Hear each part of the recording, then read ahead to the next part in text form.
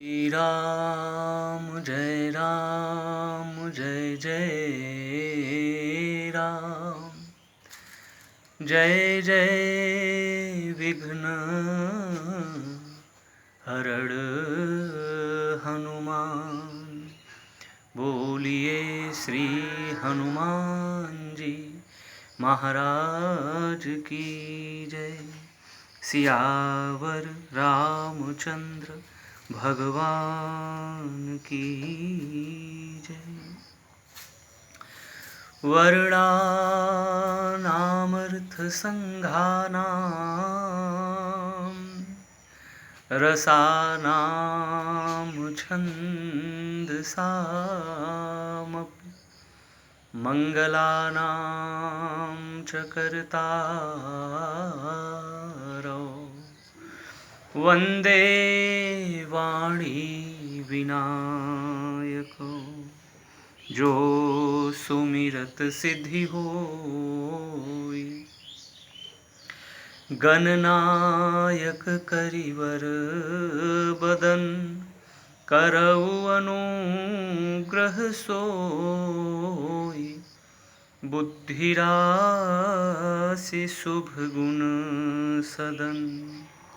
जनक सुता जग जननी जानकी। अतिशय प्रिय करो निधान की। ताके जुग पद कमल मनावहूँ। जासु कृपा निर्मलमति पावहूँ। कभी न होहूँ नहीं चतुर कहावहूँ। मति अनुरूप राम गुण गावहूँ। कहँ रघुपति के चरित अपारा। कहँ मति मोरी निरत संसारा। मनोजवं मारुततुल्यवेगं जितेन्द्रियं बुद्धिमतां वरिष्ठं। वातात्मजं वानरयूथमुख्यं श्रीरामदूतं शरणं प्रपद्ये। श्रीरामदूतं शरणं प्रपद्ये। जड़ चेतन जग जीव जत सकल राम मैं जानी। बंदऊँ सबके पद कमल सदा जोरि जुग पानी। सियावर रामचंद्र की जय। कुछ पल की जिंदगानी एक रोज सबको जाना। बरसों की तू क्यों सोचे पल का नहीं ठिकाना। कुछ पल की जिंदगानी एक रोज सबको जाना। बरसों की तू क्यों सोचे पल का नहीं ठिकाना। मलमल के तूने अपने तन को है जो निखारा। मलमल के तूने अपने तन को है जो निखारा। इत्रों की खुशबुओं से महके शरीर सारा। काया न साथ होगी, ये बात न भुलाना। काया न साथ होगी, ये बात न भुलाना। बरसों की तू क्यों सोचे, पल का नहीं ठिकाना। कुछ पल की जिंदगानी, एक रोज सबको जाना। बरसों की तू क्यों सोचे, पल का नहीं ठिकाना। मन है हरि का दर्पण, मन में इसे बसा ले। मन है हरि का दर्पण, मन में इसे बसा ले। करके तो कर्म अच्छे, कुछ पुण्य धन कमा ले। कर दान और धर्म तू, प्रभु को अगर है पाना। कर दान और धर्म तू, प्रभु को अगर है पाना। बरसों की तू क्यों सोचे, पल का नहीं ठिकाना। कुछ पल की जिंदगानी, एक रोज सबको जाना। बरसों की तू क्यों सोचे, पल का नहीं ठिकाना। आएगी वो घड़ी जब कोई न साथ होगा। आएगी वो घड़ी जब कोई न साथ होगा। कर्मों का तेरे सारे एक एक हिसाब होगा। ये सोच ले अभी तू, फिर वक्त ये न आना। ये सोच ले अभी तू, फिर वक्त ये न आना। बरसों की तू क्यों सोचे, पल का नहीं ठिकाना। कुछ पल की जिंदगानी, एक रोज सबको जाना। बरसों की तू क्यों सोचे, पल का नहीं ठिकाना। कोई नहीं है तेरा, क्यों करता मेरा मेरा। कोई नहीं है तेरा, क्यों करता मेरा मेरा। खुल जा ये नींद जब भी, समझो वही सवेरा।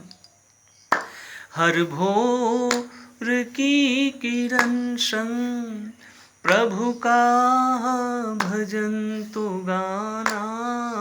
हर भोर की किरण संग, प्रभु का भजन तो गाना। बरसों की तू क्यों सोचे, पल का नहीं ठिकाना।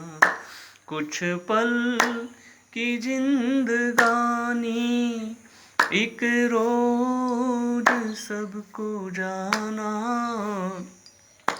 बरसों की तू क्यों सोचे, पल का नहीं ठिकाना, पल का नहीं ठिकाना, पल का नहीं ठिकाना। बोलिए सियावर रामचंद्र भगवान की जय। लखन लाल जी महाराज की जय। श्री हनुमान जी महाराज की जय। गोस्वामी तुलसीदास जी महाराज की जय। सब संतन हरि भक्तन की जय। हर हर महादेव। जय जय श्री राधे, जय जय श्री राधे, जय जय श्री राधे श्याम।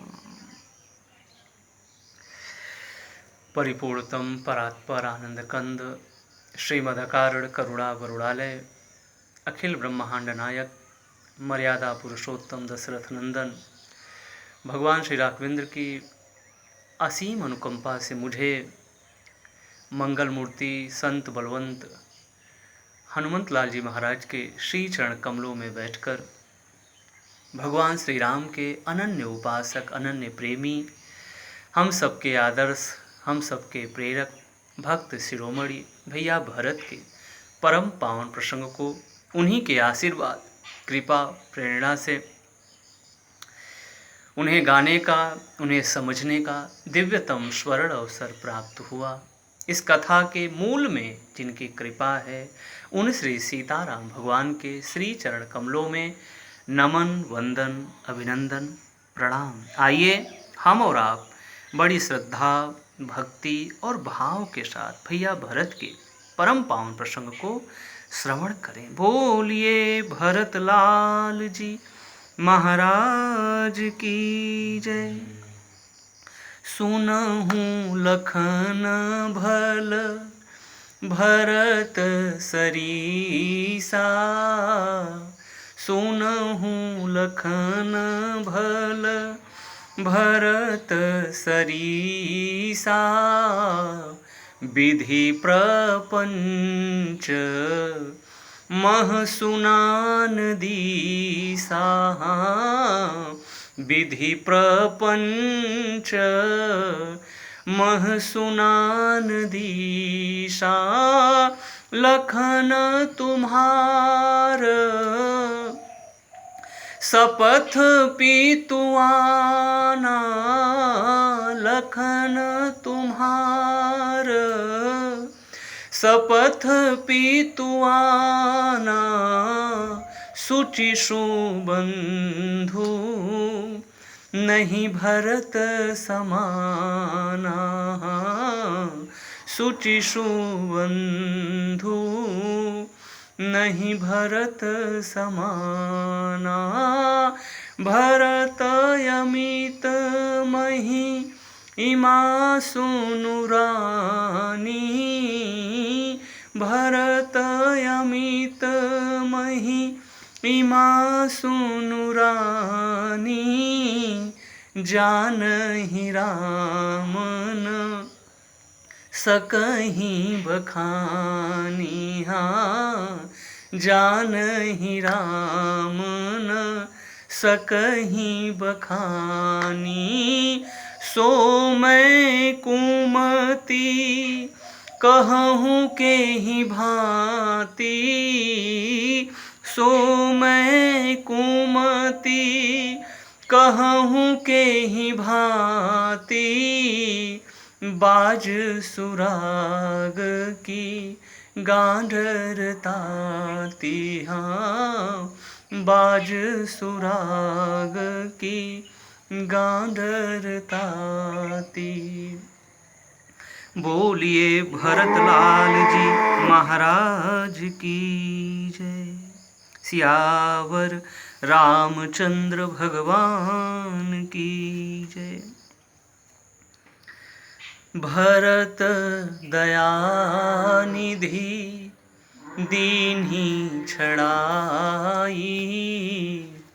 कौसल्या पहीं गे दो भाई। कल की कथा में हम और आप श्रवण कर रहे थे, भरत दया निधि दीन ही छड़ाई, कौसल्या पहीं गे दो भाई। शत्रुघ्न भैया और भरत भैया दोनों साथ में माँ कौसल्या के पास पहुँचते हैं। गोस्वामी तुलसीदास जी महाराज कहते हैं, जैसे ही माँ कौसल्या ने देखा कि मेरे भरत आ रहे हैं, माँ कौसल्या उठी और उठ करके भैया भरत के पास, उनके पास पहुँचने को होती हैं, इतने में उन्हें चक्कर आ जाता है और मूर्छित होकर के जमीन पर गिर पड़ती है। भैया भरत ने जब माँ को इस प्रकार से गिरते देखा तो भैया भरत अपने को संभाल न पाए, बस उसी क्षण वो माँ के श्री चरण कमलों में गिर पड़े और माँ से कहने लगे कि माँ, इस कैकेयी का जन्म क्यों हुआ, और हुआ भी तो फिर मेरा जन्म क्यों हुआ? मान लो अगर इसका जन्म हुआ तो मेरा जन्म ना होता। कैकेयी कत जन मी जग मांझा, क्यों जन्म हुआ माँ, और अगर इसका जन्म हुआ तो फिर मेरा जन्म क्यों हो? हे माँ, मेरे पिताजी कहाँ हैं? मेरे राम लक्ष्मण, मेरी माँ जानकी कहाँ है? आप उन्हें दिखा दो माँ, आप उन्हें दिखा दो। भैया भरत माँ कौसल्या से कहते हैं कि माँ, मेरे पिताजी स्वर्ग में चले गए, मेरे भैया वन में चले गए, और मैं केतु के समान सारे अनर्थों का मूल कारण मैं बना हुआ हूँ। प्रियजनों का द्रोही, अपयश का भाड़ा, मैं ये सब बन करके मैं उत्पन्न हुआ हूँ। मेरे समान इस त्रिलोक में अभागा कौन है माँ, कि इस अभागे के कारण तेरी आज ये दशा हुई, आज तेरी ये दशा। माँ कौसल्या का जो शरीर है एकदम सूख करके कांटा हो गया है। चेहरे पर जो रंगत रहती थी, चेहरे पर जो ताजगी रहती थी, वो दूर चला गया है। मुख म्लान हो गया है, मुख कुम्हला गया है। गोस्वामी तुलसीदास जी महाराज कहते हैं, मानो सोने की कल्पलता हो और उसे वन में पाला मार गया हो, उसे वन में पाला मार गया हो, एकदम सूख गया है। भैया भरत इस प्रकार से माँ के चरणों में गिरे हुए हैं और माँ से ये सारी बातें भैया भरत कह रहे हैं। माँ संभल करके उठी और माँ ने भैया भरत को, शत्रुघ्न भैया को, दोनों को अपनी गोद में बिठा लिया और दोनों के आंसुओं को पोंछ करके, माँ कौसल्या ज्ञानमयी हैं, ज्ञानमयी हैं, इसलिए वो दोनों को समझा रही। देखो भरत, ये तुम किसी का नाम ले रहे हो, ये आप जो कह रहे हो इनका दोष है। नहीं भरत, ये मेरी समझ से ये बात ठीक नहीं। ये तो काल और कर्म की गति है, वो अमिट है, वो किसी के तारे नहीं तरता, इसमें किसी का दोष नहीं है। ज्ञान, कौसल्या माता ज्ञानमयी है। जो ज्ञानमयी भाषा है, परिभाषा है, मानो कौसल्या माता कहती है, इसमें किसी का दोष नहीं है, इसमें काल और कर्म का, विधाता का दोष है। भरत, मैं तुमसे कहूं, तुम्हारे पिता की जैसे ही आज्ञा हुई, पितु आयस भूषण वसन तात तजे रघुबीर, विस्मौ हरस न हृदय कछु पहिरे बलकल चित।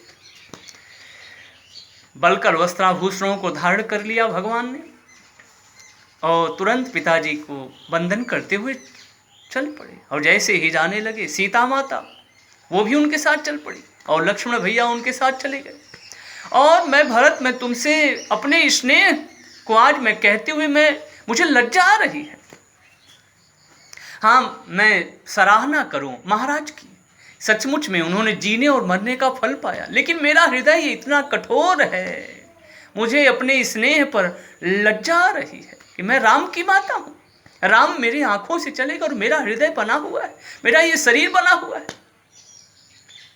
मुझे अपने स्नेह की तरफ मैं जब देखती हूँ तो मुझे लज्जा हो रही है, मुझे लाज आती है कि मैं राम की माता हूँ। ये सारी बातें माता कौशल्या कहते कहते विशेष रूप से रोने लगी। भैया भरत और भैया शत्रुघ्न वो भी रोने लगे। उसके बाद भैया भरत को माँ कौशल्या कई प्रकार की पुराणों की कथाएं कह करके माँ भैया भरत को समझाती, शत्रुघ्न भैया को समझाती। फिर उसके बाद भैया भरत खड़े हुए माँ के पास और माँ से कहते हैं कि माँ, ये जो नाना प्रकार के पाप कहे गए हैं, नाना प्रकार के पाप, भैया भरत ने कई पापों का वर्णन कर दिया है। खड़े हुए सूची सरल सुंदर पवित्र वाणी में उन्होंने अपनी बात को रखा हाथ जोड़ करके। माँ, मैं आपसे एक विनती करना चाहता हूँ। मेरी बात यह है, मैं आपसे ये कहना चाहता हूँ कि जो लोग माता पिता को मारते हैं, बच्चों को मारते हैं, स्त्रियों को मारते हैं, राजा को जहर देते हैं, ब्राह्मणों के नगर को जला देते हैं,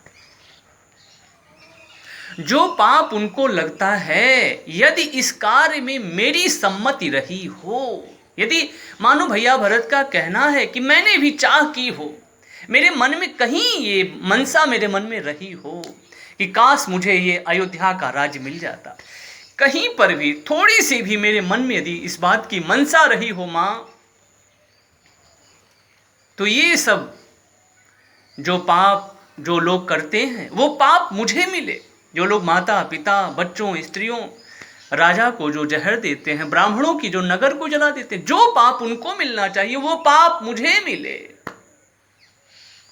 भैया भरत फिर आगे कहते हैं, भैया भरत कहते हैं, जे पातक उपपातक आहि, कर्म वचन मन भव कभी कहीं, ते पातक मुहि हों विधाता, जौ यहु होय मोर मत माता। इसमें यदि मेरी माँ, हे माँ, इसमें यदि कहीं पर भी मेरा मत रहा हो, कहीं पर भी, मेरे भैया भरत, ये राज्य मेरे राम ने, इसलिए तो हम और आप कहे घोषणा कर दिया है। उन्होंने लक्ष्मण भैया से कहा, लक्ष्मण ये छोड़ो, ये अवध की बात छोड़ो, ये दुनिया के लोग कुछ का कुछ सोचे, उनकी सोच को छोड़ो साहब, उनकी सोच को हम और आप छोड़े। मेरे राम ने कह दिया, उस पावन चित्रकूट की पावन पीठ से भगवान राम ने कहा, भरत ही होई न राजमत, विधि हरि हर पद पाए, कबहू की कांची सीकरन क्षीर सिंधु बिनसा। ये अयोध्या का राज क्या है, उसके सामने तुच्छ है, नगण्य है, कुछ नहीं। लेकिन हो सकता है लोगों के मन में ऐसी भावना, ऐसे विचार आए कि भरत इस अयोध्या को पाने के लिए उन्होंने ये षड्यंत्र किया होगा। और सच बात है, इतना बड़ा कोई त्याग करे, कोई अपने को कैसे समझा सकता है कि नहीं नहीं इनकी सम्मति इसमें नहीं होगी, ऐसा कोई कैसे मान लेगा, ऐसा कोई कैसे मान लेगा? क्योंकि यही तो होता आया है, यही तो लोगों ने किया है, ये चीज मुझे मिले और कोई इसमें कुछ अलग करे तो सचमुच में एक बार मन में ये होता है, नहीं नहीं ये भी वैसे ही होंगे, ऐसा मन या ऐसी लोगों की मानसिकता हो गई, हम यही सोचने लगते हैं। तो भैया भरत कहते हैं, कहीं पर भी माँ मेरा मत रहा हो, मैंने कहीं पर भी अगर कहीं किसी से भी कुछ कहा हो कि काश या अयोध्या का राज मुझे मिल जाए, तो हे माँ मैं सच कहता हूँ, पवित्र छल रहित और सुंदर वाणी में भैया भरत माँ कौशल्या से कह रहे हैं कि माँ, जे पातक उपपात, जो मध्यम पाप, छोटे पाप और बड़े पाप हैं, जिनको भी कवियों ने कहा है, वो सारे के सारे पाप मुझे लगे। यदि इस कार्य में मेरी सम्मति जरा सी भी रही हो, जरा सी भी इस कार्य में मैं भी इसमें हाँ में हाँ मिलाया हूं। भैया भरत फिर आगे कहते हैं, ये पापों की श्रेणियां मानो भैया भरत कह रहे हैं, ये पाप हैं, इनसे बचना चाहिए हम सभी को। भैया भरत कहते हैं, जो लोग हरि और हर को छोड़ करके भूत प्रेतों को भजते हैं, क्या हो गया है साहब, आप हमारी बुद्धि को क्या हो जाता है कि हम अपने ईश्वर को छोड़ करके भूत प्रेतों को भजें। इसलिए क्षण क्षण पर पद पद पर सब असफलता ही असफलता आती है। जब हमारे देवता बैठे हुए हम इनको छोड़ करके भूत प्रेतों को भजें, ये हमारी मानसिकता को क्या हो गया है? भैया भरत यही कह रहे हैं कि जय परिहरि हरिहर चरण, भजहि भूत गण घोर, तेहि कह गति मोहि देउ विधि, जो जननी मत मोर। हे माँ, यदि इस कार्य में मेरी सम्मति रही हो तो माँ हे विधाता, मुझे वो पाप लगे जो उन लोगों को पाप लगता है। भगवान विष्णु, भगवान महादेव को छोड़ करके जो लोग भूत प्रेतों को भजते हैं, जो पाप उनको वो पाप है साहब, हम और आप जान ले, वो पाप है। इसलिए हम बचें, ऐसे पापों से बचें, हम अपने विष्णु भगवान का सुमिरन करें, अपने महादेव की शरण में रहें साहब। फिर भैया भरत आगे कहते, जो लोग वेदों को बेचते हैं, वेदों को बेचना भी पाप है, धर्म को दूहना भी पाप है साहब, दूसरों के पाप को भी कह देना पाप है। बेचहि वेद धर्म दुहिलेहि, पिसुन पराय पाप कहि देहि, लोभी लोलुप लंपट चारा, जेता कहीं पर धनु परदारा, पावों मैं तिनकै कति घोरा, जो जननी यह सम्मत। इसमें हे माँ, यदि इसमें मैं कहीं पर भी जरा भी मेरी सम्मति रही हो, मैंने भी इस अयोध्या को पाने में, मैंने भी कहीं पर भी, इसलिए मुझे लगता है, इसलिए जो हमारे विचारकों ने, हमारे विद्वानों ने कहा, बिल्कुल सत्य कहा है। हमारे विचारकों ने कहा, यदि भरत अयोध्या में होते तो क्या प्रभु वन में जा सकते? हम विचार करें, क्या प्रभु वन जा सकते थे? उस प्रेम के आगे मेरे राम को झुकना पड़ता, वो रुक जाते। सारी बातें एक तरफ और दूसरी तरफ भरत का पलड़ा भारी हो, क्योंकि वो प्रेम मूर्ति हैं, क्योंकि वो अनुराग है, क्योंकि वो भक्ति है, क्योंकि उनके अंदर सारे सद्गुण विद्यमान हैं, और उसके आगे प्रभु को झुकना पड़ता। और अपने तो मानस के जो शिरोमणि हैं, संत शिरोमणि तुलसीदास जी महाराज कहते हैं कि राम ही केवल प्रेम प्यारा, जानी ले जो जान निहारा।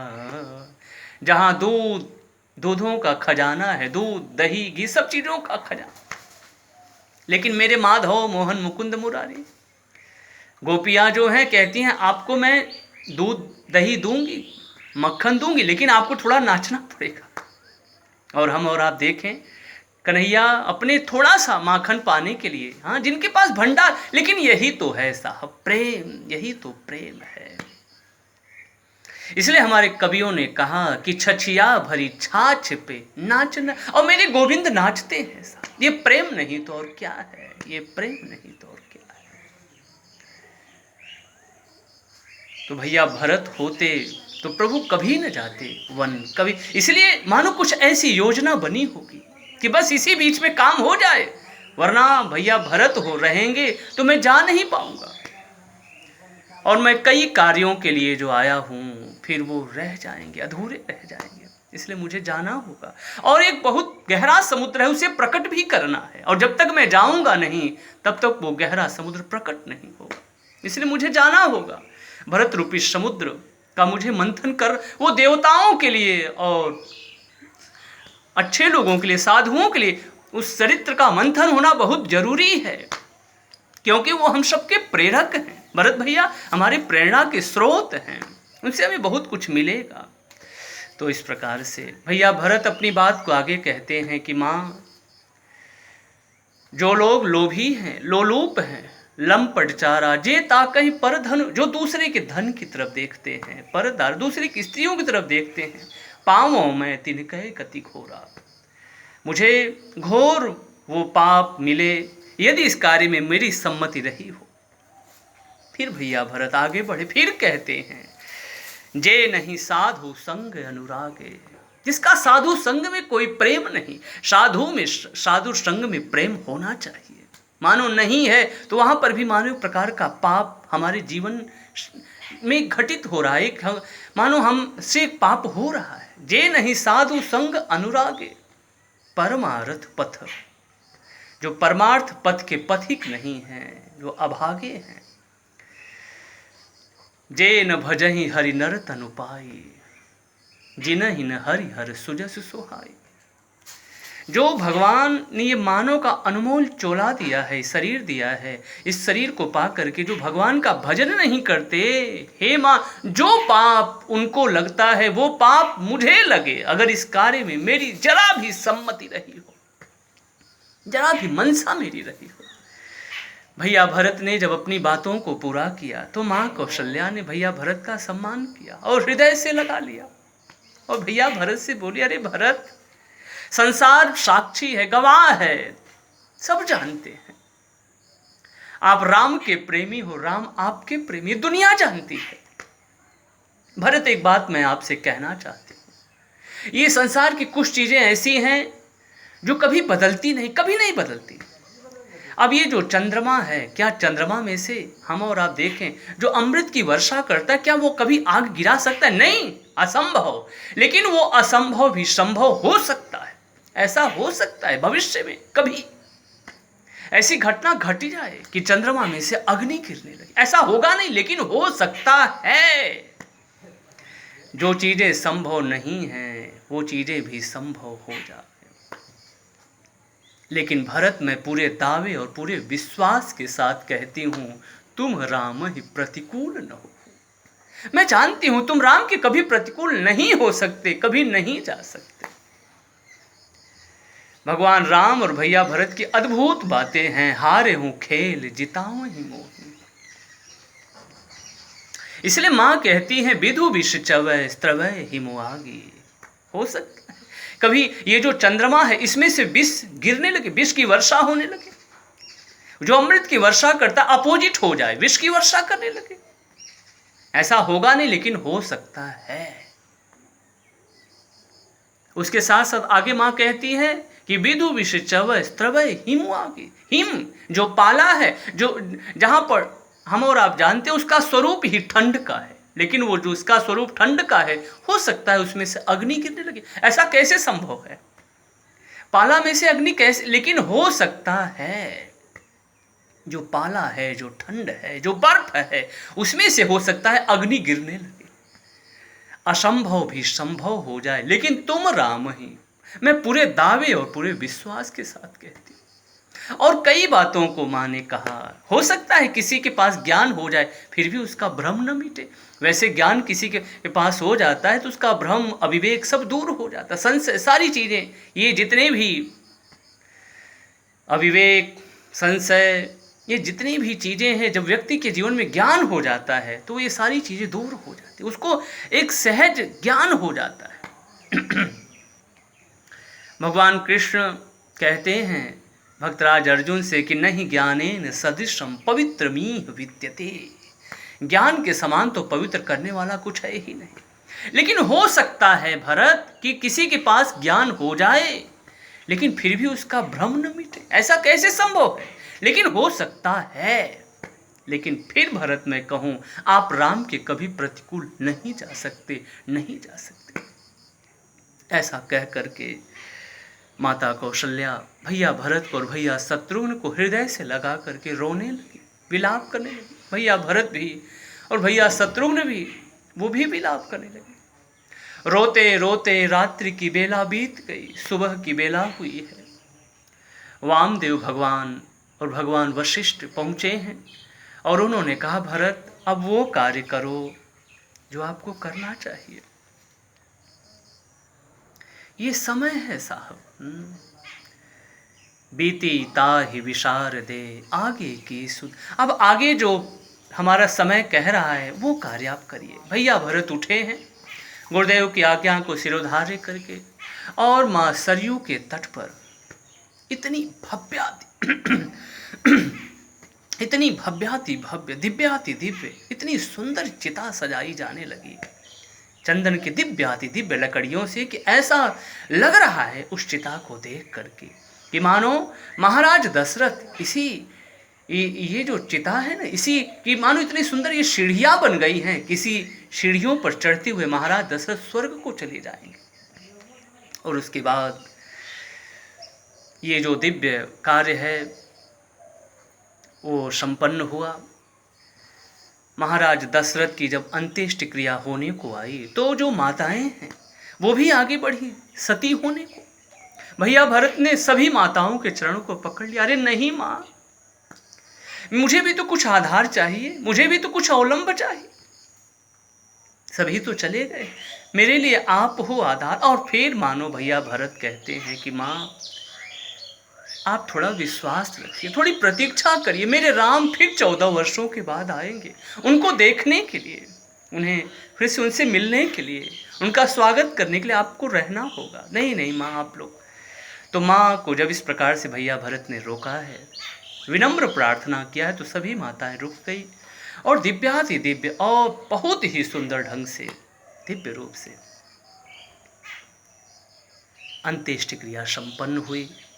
10 दिनों का जो विधान है, वो 10 दिनों का विधान इतनी भव्याति भव्य ढंग से भैया भरत ने कहा किया है कि गोस्वामी तुलसीदास जी महाराज कहते हैं, सो मुख लाख जाई नहीं वर्णी। वो लाखों मुखों से साहब, मेरे पास तो एक जिह्वा है। तुलसीदास जी महाराज जब वहाँ पर हाथ उठा रहे हैं तो मैं तो संसारी हूँ साहब। इतनी जितनी भी भव्याति भव्य ढंग से हम और आप समझें, सब कुछ उन्होंने बहुत ढंग से अपने पिता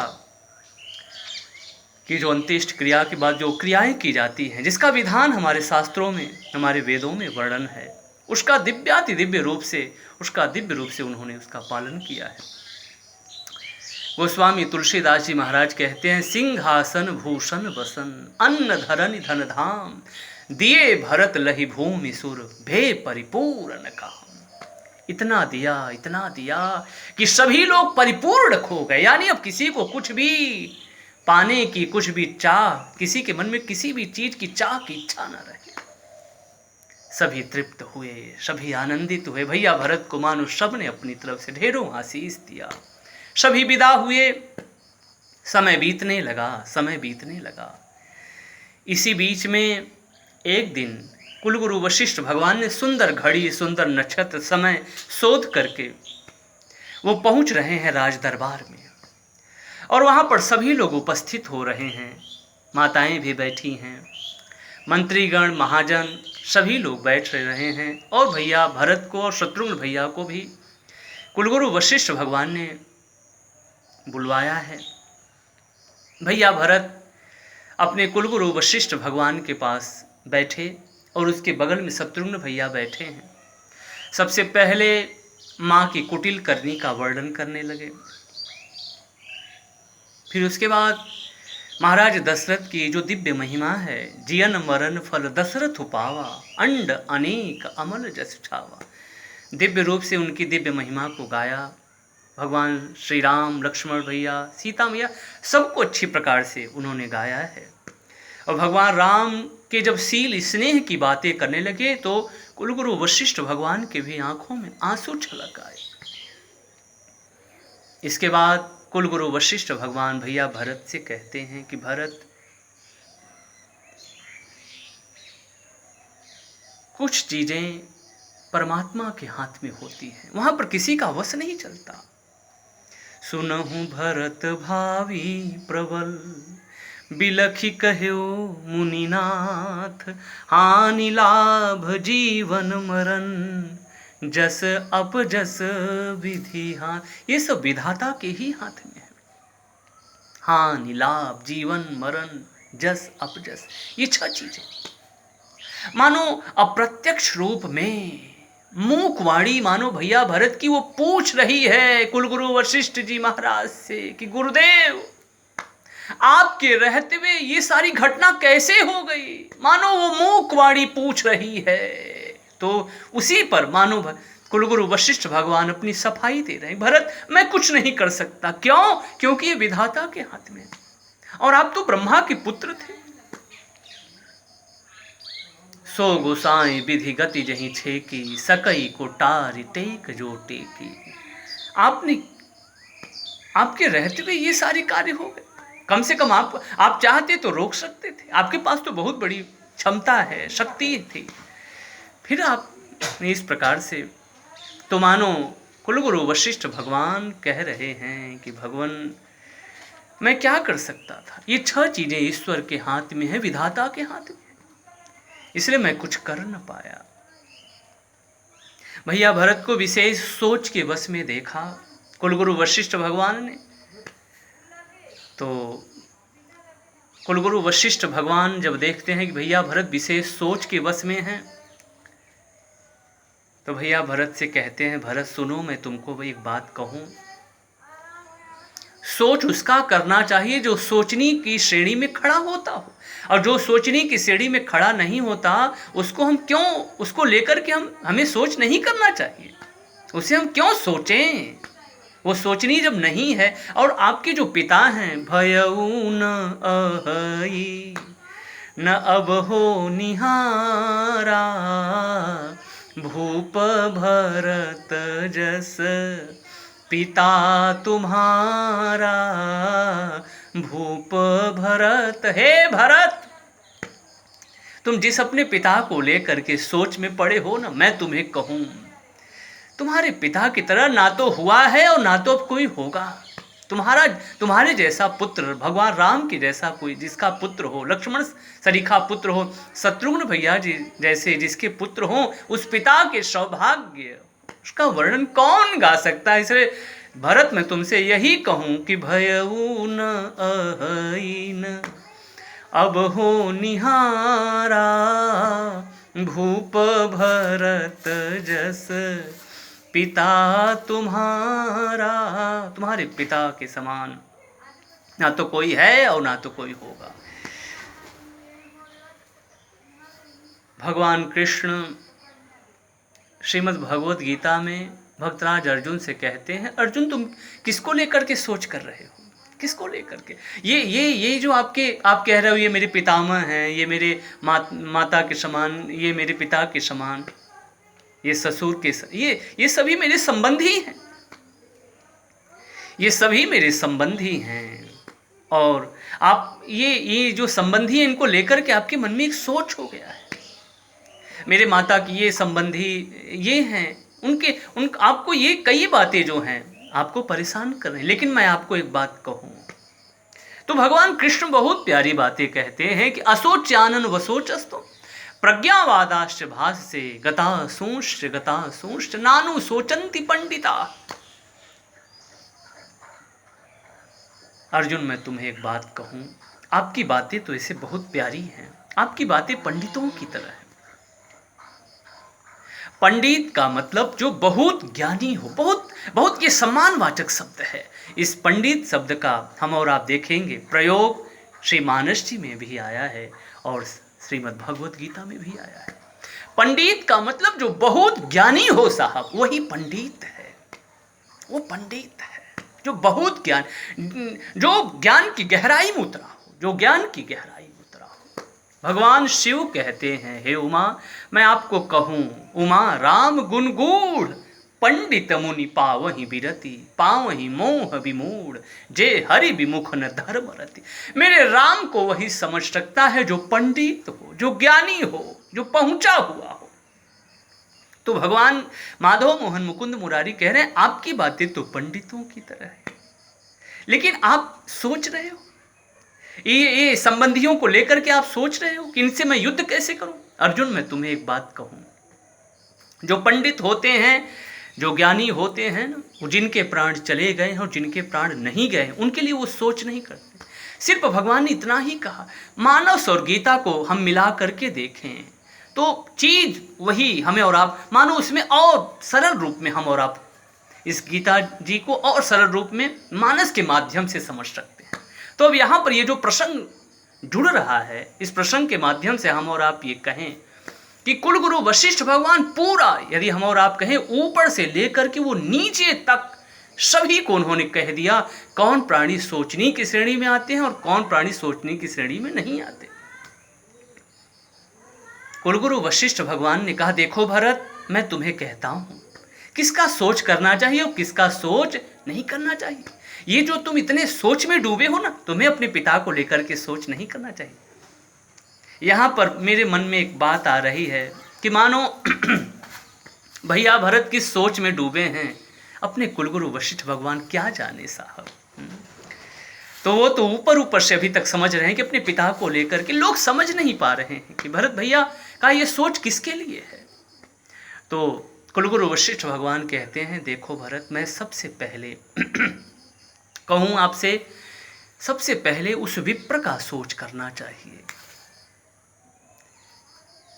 जो वेद पाठी नहीं है, जिसने अपने कर्म धर्म को छोड़ दिया है और संसार के जो विषय के सुख हैं, संसार के जो सुख है, जो उसमें रमण कर रहा है, ऐसे विप्र का सोच करना चाहिए जो जिसने अपने धर्म को छोड़ दिया है। सोचिय विप्र जो वेद विहीना, तजि निज धर्म विषय लय लीना। सारे विप्र नहीं सोचने की श्रेणी में खड़े होते, बल्कि वो विप्र सोचने की श्रेणी में खड़ा होता है जो जिसने अपने धर्म को छोड़ करके संसारी सुखों में जो रमण कर रहा है। उसके बाद उन्होंने राजा का नाम लिया। क्या सारे राजा सोचने की श्रेणी में खड़े होते? बोले नहीं नहीं, वो राजा कौन? भगवान कहते हैं ऐसे राजा का सोच करना चाहिए। कौन सा राजा? जासु राज प्रिय प्रजा दुखारी, सो नृपयवसी नरक अधिकारी। तो कुलगुरु वशिष्ठ भगवान का कहना है, सोचिए, उस राजा का सोच करना चाहिए। सोचिए भूप नीति, जो नीति न को नहीं जानता, जिसे नीति का कुछ अता पता नहीं, जिसको प्रजा प्राणों के समान प्यारी नहीं है, जिसे नीति का कुछ पता नहीं, जिसे प्रजा प्राणों के समान प्यारी नहीं, ऐसे भूपति का, ऐसे राजा का सोच करना चाहिए। ऐसा जो राजा है वो सोचने की श्रेणी में खड़ा होता है। और फिर वो आगे बढ़े, उन्होंने कहा ऐसे वैश्य का सोच करना चाहिए जो धनवान होकर के भी कंजूस है, जो भगवान शिव का जो भक्त नहीं है, जो अतिथि का स्वागत नहीं करता। सोचिए वयसु कृपन धनवान, जो न अतिथि शिव भगति सुजानो। भगवान शिव का जो भक्त नहीं है और जो अतिथि का स्वागत नहीं करता, ऐसा जो वैश्य है वो सोचने की श्रेणी में खड़ा होता है। आगे बढ़े, उन्होंने सबको कह दिया, किसी को छोड़ा नहीं।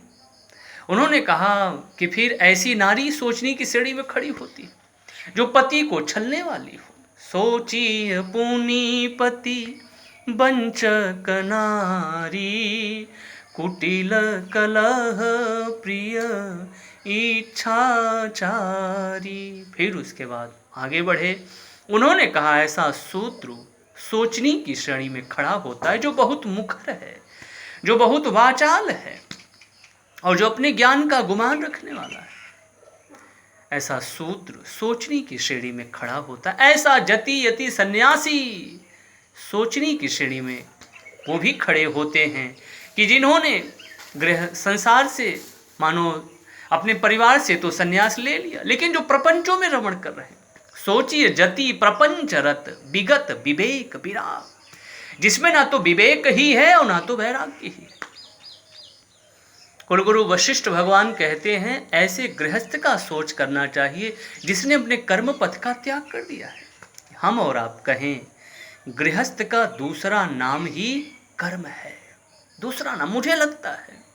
ब्राह्मण का हम और आप कहें दूसरा नाम ही वेद है। तो इस प्रकार से राजा का दूसरा नाम ही नीति है।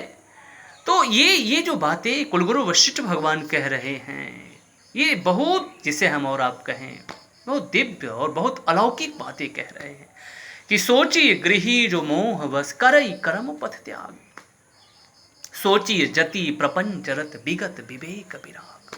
सोचिए गृही जो वो ऐसा गृहस्थ सोचने की श्रेणी में खड़ा होता है जो मोह के वश में हो करके, जिसने परिवार को, सोची गृही जो मोह बस करे कर्म पथ त्याग, जिसने कर्म पथ का त्याग कर दिया है मोह के वश में होकर, सारा कर्म हमें ही करना है।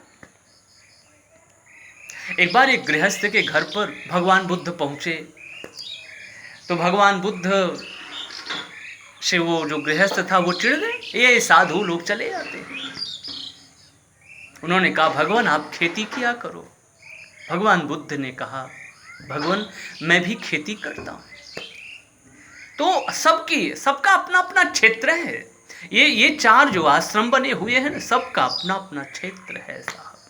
लेकिन हम और आप कहें तो चारों आश्रमों का जो मेरुदंड है या जो आधार है वो गृहस्थ आश्रम है। इसलिए गृहस्थ को कभी भी कर्म पथ का त्याग नहीं करना चाहिए। तो इन सबको तो उन्होंने कहा सोचनीय, लेकिन 2 लोगों को कुलगुरु वशिष्ठ भगवान कहते हैं ये 2 लोग सब प्रकार से सोचनीय है भरत। सोचनीय सब ही विधि सोई, जो न छाड़ी छलु हरिजन होई। सोचनीय सब ही विधि सोई, जो न छाड़ी छलु हरिजन। जो हरि का जन नहीं होता, जो हरि का सुमिरन नहीं करता, भजन नहीं करता, वो प्राणी सब प्रकार से सोचे। मानो ये जितने लोगों को भी हमने और आपने सुना, मानो इनमें कुछ गुंजाइश है, लेकिन ये प्राणी 2 प्राणी, जो एक प्राणी वो जो सिर्फ अपने को ही देखने वाले हैं। सोचनीय सब ही विधि सोई, जो न छाड़। एक तो ये जो भगवान का भजन न करे, और दूसरे वो जो अपकारी हैं, जो लोग दूसरे के ही अपकार में लगे हुए हैं, जो सिर्फ अपने ही शरीर का भरण पोषण करना जानते। ये 2 लोग सब प्रकार से सोचने की श्रेणी में खड़े होते हैं। तो इस प्रकार से भैया भरत को कुलगुरु वशिष्ठ भगवान के चरण शरण में रहने दीजिए। आगे की चर्चा हम और आप आगे के सत्र में श्रवण करेंगे। इन्हीं शब्दों के साथ वाणी को विराम। गाइए श्री राम राम जय जय राम, श्री राम जय राम जय जय राम, श्री राम जय जय राम, श्री राम जय जय राम। जय जय विघ्न हरण हनुमान, जय जय विघ्न हरण हनुमान, जय जय विघ्न हरण हनुमान, जय जय विघ्न हरण हनुमान। बोलिए श्री हनुमान जी महाराज की जय। सियावर रामचंद्र भगवान की जय। श्री कृष्ण कन्हैया लाल की जय। सभी देवी देवताओं की जय। हर हर महादेव। जय जय श्री राधे, जय जय श्री राधे, जय जय श्री राधे श्याम। राम राम राम राम राम।